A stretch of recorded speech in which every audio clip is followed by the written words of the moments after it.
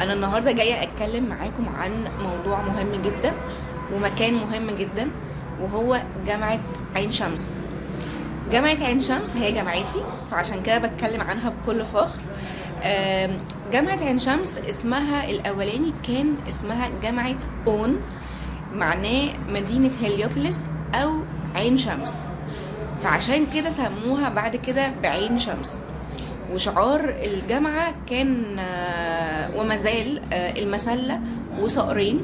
المسلة دي بترمز كانت أيام مصر القديمة ببيت الحياة أو مدينة أون اللي كانت اتسمت عليها اسم الجامعة، والصقر كان بيرمز ساعتها للإله المصري. علشان كده شعار الجامعة المسلة والصقرين، اللي هي بترمز كانت عن ايام مصر القديمه بالمعنى الحقيقي لاسم الجامعه والمعنى الحقيقي بالمدينه وقتها. جامعه عين شمس هي يعتبر ثالث اقدم جامعه مصريه. انتوا متخيلين الجامعه عريقه ازاي؟ وكمان جواها قصر الزعفران.